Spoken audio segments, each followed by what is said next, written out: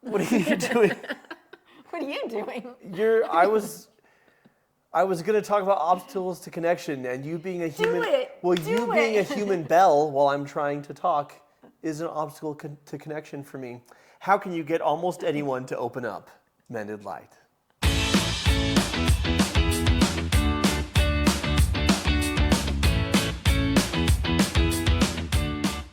How do you get anyone almost to open up?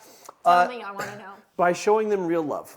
What does that mean? What is real love? It means meeting somebody with curiosity, with acceptance, and with non-judgment. Seeing them for who they really are, instead of who you want them to be, or who you hope they are, or who they're projecting themselves to be. So, seeing them for who they are, understanding them for who they are, and accepting them for who they are. That was a more concise and direct way of saying what I was saying. Yes, that's why you're here. Oh, job done. I can go home now. Keep shining. We need your light. Bye. I'm just kidding.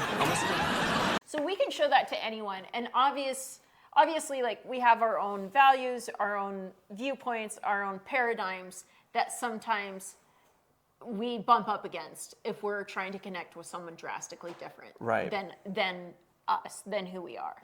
So listening, seeing, understanding someone, that's showing them real love, that's showing them unconditional love. Yeah. Friends, I want to invite you to a free 2-day virtual event, the Thrive Summit, all about unlocking the 5 key relationships to a fulfilling life. Join Alicia, myself, Marla and Jamie Keller, the founders of Bring Back Intimacy, and many other experts for this live summit, which takes place April 25th through 26th from 10 a.m. to 4 p.m. Eastern Time. The Thrive Summit is your gateway to discovering the secrets of a fulfilling life by nurturing the 5 essential relationships. Your relationships to self, family, spirituality, health, as well as your relationship to work and finances. Our vision is to bring together thought leaders who specialize in each area to provide you with a holistic plan for finding greater meaning and satisfaction in your life. Why should you attend? Well, for the expert guidance for starters. You're going to hear from over 30 leading experts who specialize in the areas of self-discovery, family dynamics, financial wellness, physical health, and spirituality. Our lineup of thought leaders will provide you with practical strategies to cultivate holistic well-being. And yes, that includes me if you want to interact with me and hear me talk. Whatever, no big deal. Then there's the interactive experience. You're going to engage in live workshops, panel discussions, and Q&A sessions designed to foster connection and collaboration. Hosted by Mended Light and Bring Back Intimacy, this event promises an interactive and enriching experience for all attendees. Also, it's a live virtual event, which means that you can experience the summit from the comfort of your own home. No travel required. Lastly, it's free to attend. The Thrive Summit is open to all, completely free of charge. Why? Because we believe that everyone deserves access to the tools and knowledge needed to live a more fulfilling life. Reserve your spot at the Thrive Summit today and take your first step towards a happier, more fulfilling life. Click the link in the description below or go to thrive.mendedlight.com.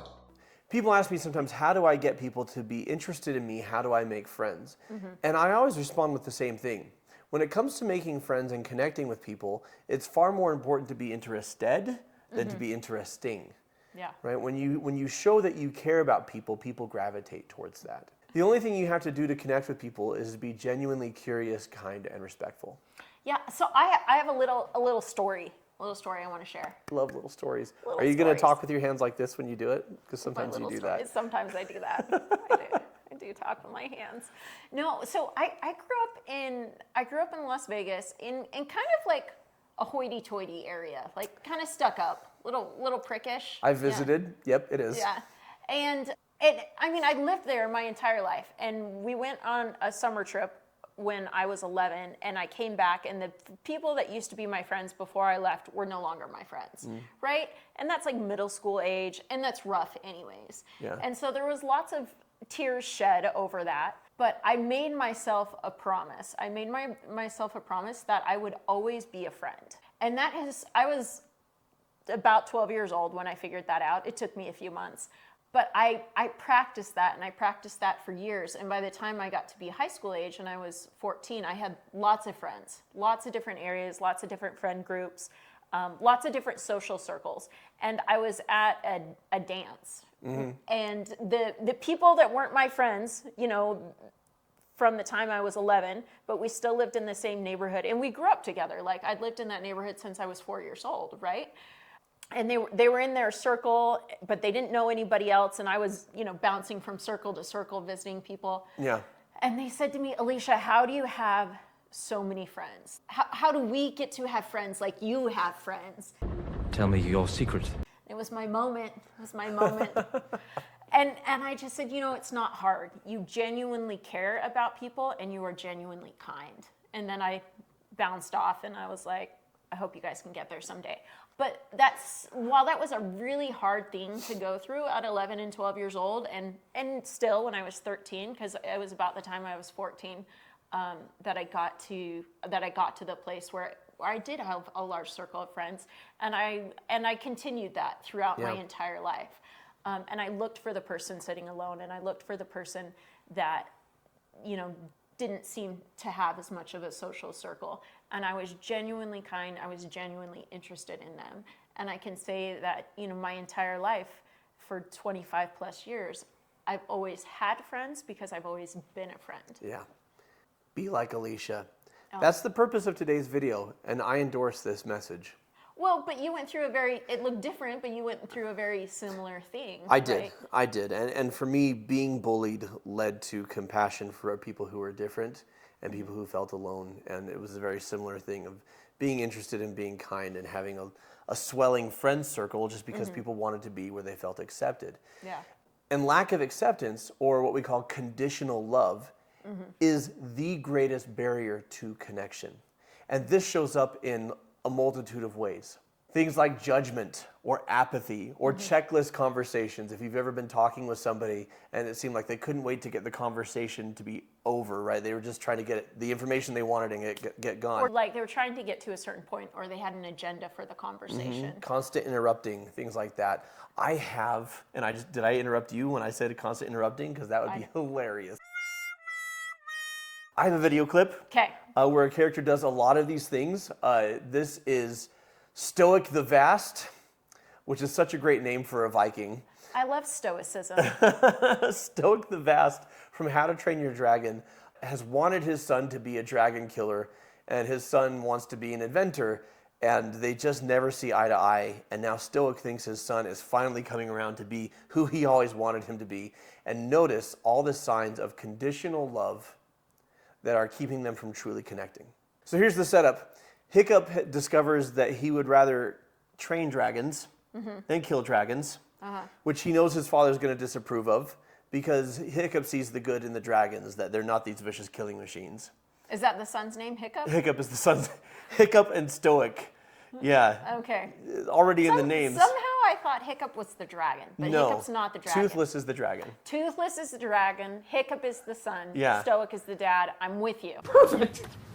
So there is an injured dragon that Hiccup, instead of killing, is nursing back to health while training it. Okay. And he knows his father will disapprove. So his father thinks he's killed His the father dragon? thinks that he has killed a dragon. Oh. Okay. And so there's going to be some miscommunications here, but just watch how Stoic blows right past what's actually going on with the son.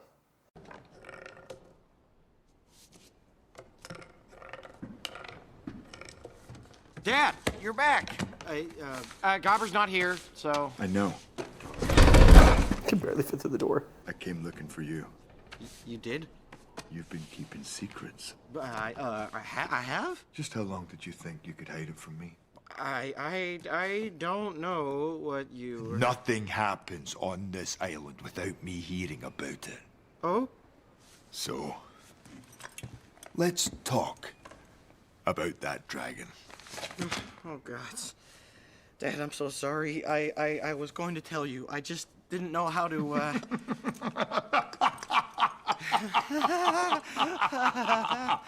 You're not upset? What? I was hoping for this. You were? And believe me, it only gets better. Just wait till you spill a nadder's guts for the first time and mount your first grunkle head on a spear. What a feeling! You really had me going there, son. All those years of the worst Viking Burke has ever seen. Odin, it was rough. I almost gave up on you. And all the while, you were holding out on me. Oh, Thor Almighty! Ah, with you doing so well in the ring, we finally have something to talk about.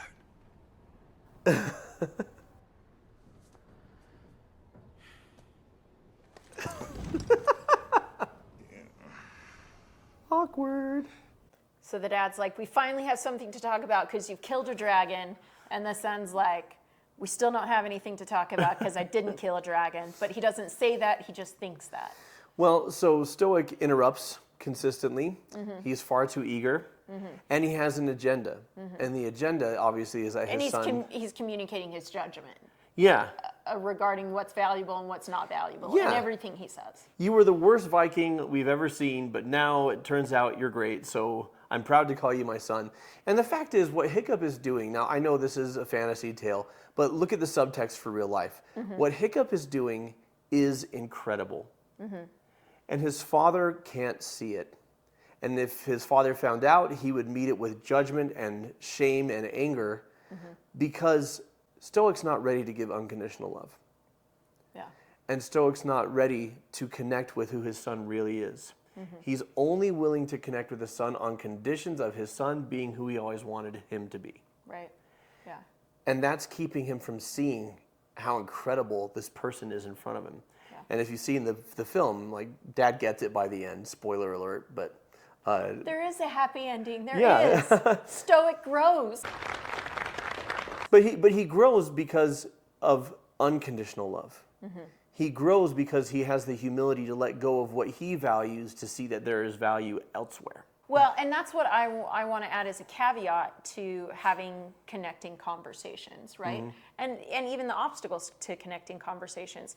You cannot have connecting conversations and a connected relationship if it is not safe. Yeah. So if one or both people can't put down their judgment, their agenda, their apathy, like that isn't creating an environment of safety. Yeah. And so one side could do the work to have connection and to build that bridge, but if the other person isn't meeting you there is nothing you can do about that. And sometimes that shows up in parent-child relationships, Yeah. even if the child is an adult. Sometimes that shows up in peer relationships. Sometimes we want to have the type of relationship with another person that they are not genuinely putting in the work to meet you there. Yeah. And that is hard. And the only thing you can do about that is show up the way that you want to show up. And you can't let their behavior and their judgment and their agenda be a reflection on you. Right. The fact is, if Stoic were a safe person to open up to, who loved Hiccup without condition, Hiccup would come straight home and say, Dad, we thought dragons were killers, but I earned one of their trust. I made friends with it, and I taught it how to fly with me on its back. Yeah. And his dad would go, whoa. Right. That's crazy amazing. And this is an important thing to remember. There may be people in your life who don't value what you offer or who you are, but that's a them thing. It's got zero bearing on who you are or what your value is. So how can we actually connect, right? We've talked about one side, let's talk about the other. I love that by the end of the movie, Stoic is able to meet Hiccup there. Yeah. But in that clip we just watched, he wasn't able to. And Not ready. You know, maybe by the end of our movies, people will be able to meet us there. And by movies, we mean lives. Yeah. Sadly, decades is harder than an hour and a half. We It's get that. true.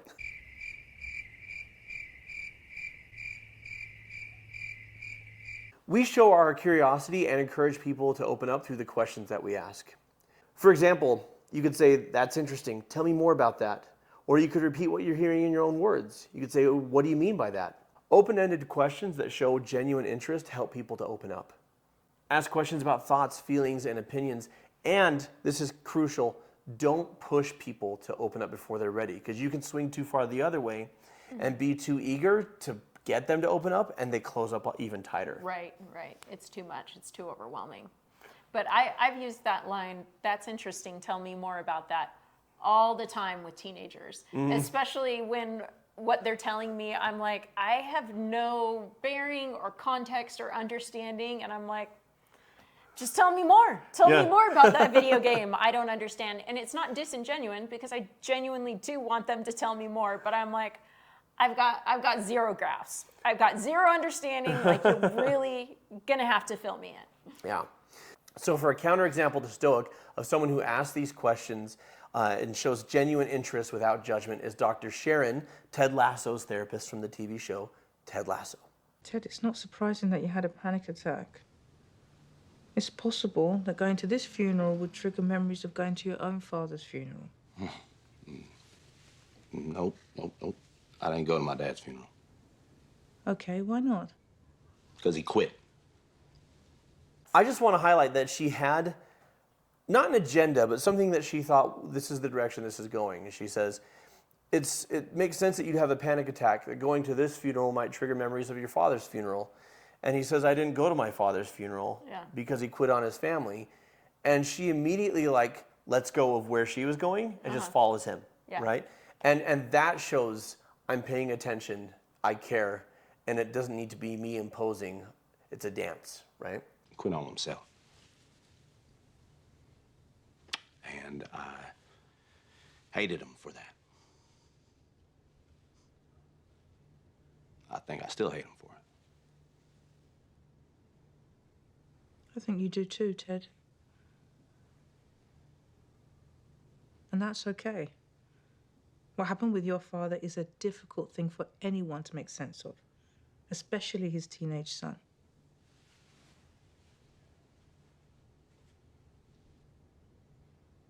Do you agree? Okay. Okay, good. Why don't you share with me what happened? Why don't you share with me what happened? And he talks about his trauma, right?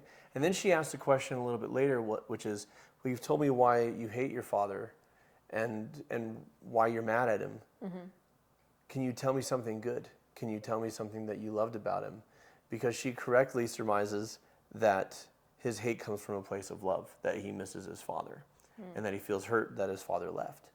And the purpose of showing just this little bit, it's a much longer clip we could really delve into, is that she very compassionately asks open-ended questions, and they're not, when I mention it's a dance, they're not a checklist of things she's going to ask him.